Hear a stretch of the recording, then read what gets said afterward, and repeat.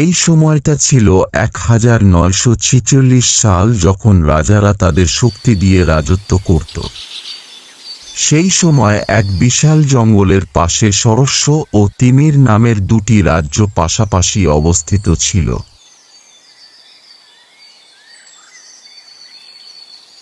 তিমির রাজ্যের রাজা যেমন ছিল লোভী, তেমনি অত্যাচারীও ছিল। রাজ্যের প্রজারা সহ জঙ্গলের প্রাণীরাও তার অত্যাচার থেকে বাঁচতে পারে না।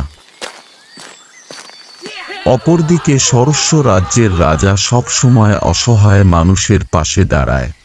এই রাজা ইতিমধ্যে অনেকবার জঙ্গলে আক্রমণ করেছে জঙ্গলকে নিজের রাজত্বে আনার জন্য। একসময় সরস্ব রাজ্য আর তিমির রাজ্যের মধ্যে যুদ্ধ শুরু হয়ে যায়। সরস্ব রাজার সেনাপতি পাল সিং নিজের রাজার সাথে গাদ্দারি করে। এই গাদ্দারির শিকার হয়ে রাজার সকল সৈন্য মারা যায়। রাজা একেবারে পরাজয়ের শেষ প্রান্তে এসে পড়ে। এমন সময় রাজা রানীকে বলে, আমাদের রাজপুত্রকে তুমি বাঁচাও, ওকে নিয়ে পালিয়ে যাও এখান থেকে।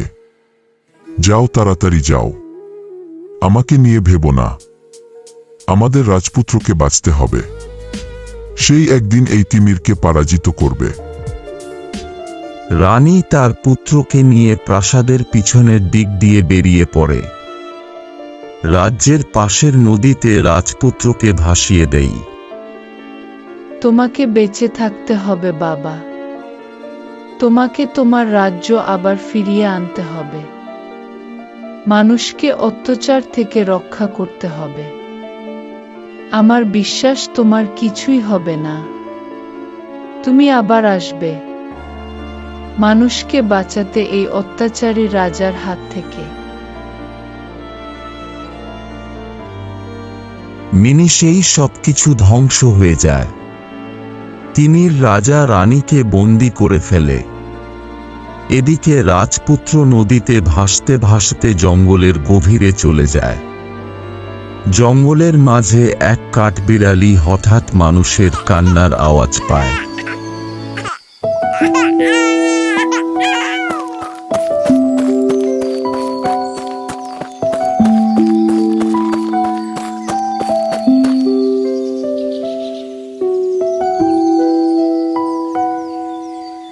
সে দেরি না করে তার এক নেকড়ে বন্ধুর কাছে গিয়ে বলে, জঙ্গলের ভিতরে মানুষের বাচ্চার কান্নার আওয়াজ শুনলাম। নেকড়ে তাকে সাথে নিয়ে বাচ্চা কাছে যায়। বাচ্চাটাকে নিয়ে তাই লালন পালন শুরু করে। বেশ কয়েক বছর পর সেই রাজপুত্র একটু বড় হয়ে ওঠে। জঙ্গলের সকল প্রাণীরা জানতে পারে যে কাঠবিড়ালি আর নেকড়ে মানুষের এক বাচ্চাকে লালন পালন করে। তাই নেকড়ে ভয় পেয়ে রাজপুত্রকে বলে, জঙ্গলের সকলেই জেনে গেছে তুমি এখানে আছো, তোমাকে খুব সাবধানে থাকতে হবে, ওই শয়তান বাঘ তোমাকে দেখলেই আক্রমণ করবে। একদিন রাজপুত্র একা জঙ্গলের ভিতরে খেলা করতে থাকে। হঠাৎ সেই বাঘ তার উপর আক্রমণ করে, কিন্তু নেকড়ে এসে তাকে বাঁচিয়ে নেয়। বছর কেটে যায়। রাজপুত্র ধীরে ধীরে এক সাহসী তরুণে পরিণত হয়। জঙ্গলের প্রাণীদের কাছ থেকে সে শিখে নেয় বেঁচে থাকা, লড়াই করা আর ভালো মন্দ বোঝার পাঠ। তার চোখে এখন রাজকীয় দৃঢ়তা আর হৃদয়ে আছে এক অস্পষ্ট বেদনা, নিজের অতীত খুঁজে পাওয়ার আকাঙ্ক্ষা। একদিন হঠাৎ জঙ্গলে আসে এক আহত বৃদ্ধ সাধু। রাজপুত্র তাকে আশ্রয় দেয়, সেবা করে সুস্থ করে তোলে। সেই সাধু একদিন তাকে বলে যায়, তুমি রাজপুত্র, সরস্ব রাজ্যের উত্তরাধিকারী। তোমার রাজ্য হারিয়ে গেছে, কিন্তু তোমার রক্তে আছে ন্যায় আর সাহসের আগুন। রাজপুত্রের মনে তখন একটাই প্রতিজ্ঞা, সে তার রাজ্য ফিরিয়ে আনবে, প্রজাদের মুক্ত করবে আর সেই অন্ধকার রাজাকে শাস্তি দেবে।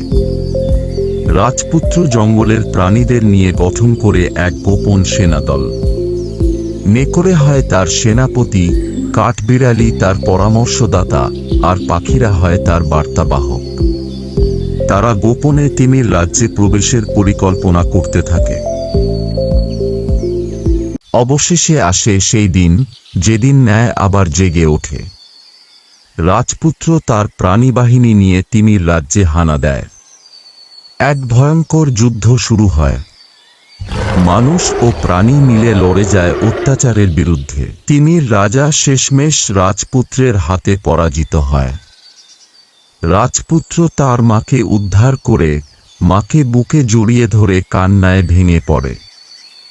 রানীর চোখে আনন্দের জল, তার সন্তানের প্রতিশোধ পূর্ণ হয়। যুদ্ধ শেষে রাজপুত্র জঙ্গলের প্রাণীদের ধন্যবাদ জানায়। সে প্রতিজ্ঞা করে, এই রাজ্য শুধু মানুষের নয়, মানুষ ও প্রাণী মিলেই একসাথে বাঁচবে, একে অপরকে রক্ষা করবে। জঙ্গল ও রাজ্য এক হয়ে যায় এক নতুন বন্ধনে।